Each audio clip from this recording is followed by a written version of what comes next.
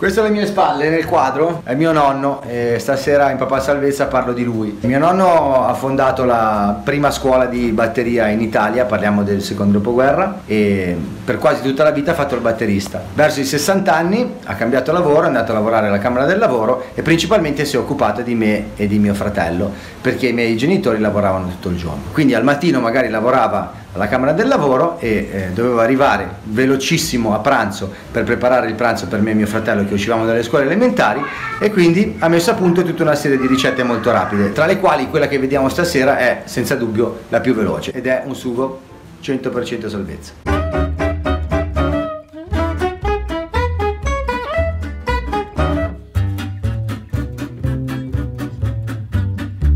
Buonasera gente, stasera inauguro una nuova playlist del canale che si chiama 100% salvezza, dentro la quale inserirò quelle 10-12 ricette, minimo sforzo, massima resa, cioè che con pochissimi minuti e veramente pochissimo sbattimento garantiscono un risultato sicuro al 100%.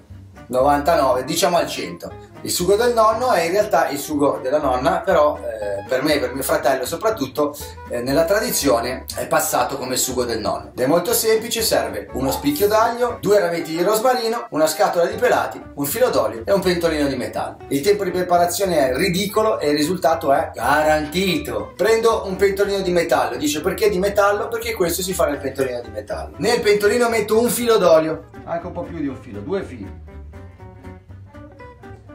Deve essere bello unto, Poi ci metto dentro un bello spicchio d'aglio grande che adesso vado a pulire. Spicchio d'aglio grande, pulire.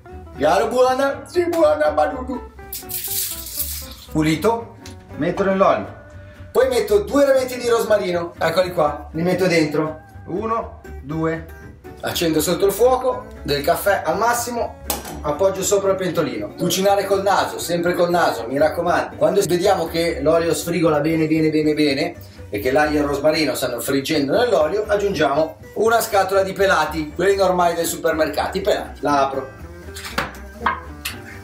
Non ce li rovescio dentro da ignorante, così. Li prendo con una forchetta, ma non subito.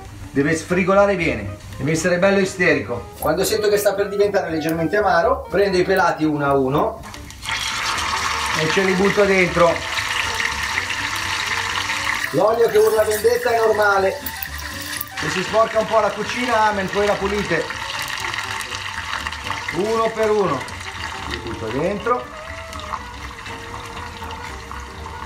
così. Tutti i pomodori uno dopo l'altro, i pomodori pelati devono darci una bella bruciata, diciamo. Quando si sono ustionati butto dentro anche il resto del sugo.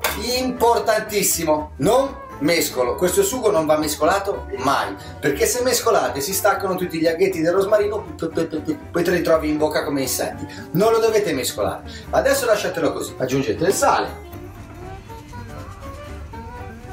Considerate che i pelati rimangono sempre un pochino più dolciastri, quindi un pizzico di sale in più ci va. Se volete, nella ricetta non c'è, ma io ogni tanto ce lo metto, una macinata di pepe.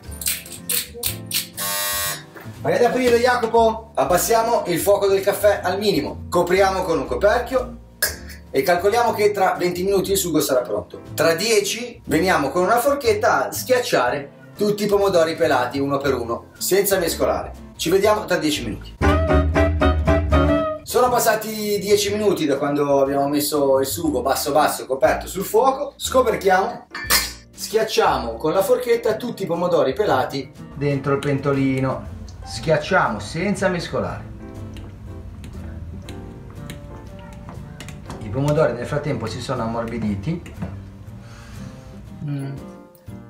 Buono. Poi io ci so sempre fare, ragazzi, non so com'è. Sarà che salto il pranzo da 16 anni? Quindi arrivo a quest'ora della sera, mi mangerei anche il calorifero e i tappetini del bagno. Però schiacciamo piano delicatamente i pomodori pelati, cercando di non rompere il rosmarino, sempre a fuoco basso.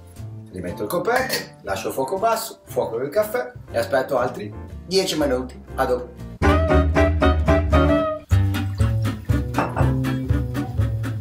Benissimo, sono passati altri 10 minuti e il sugo è pronto.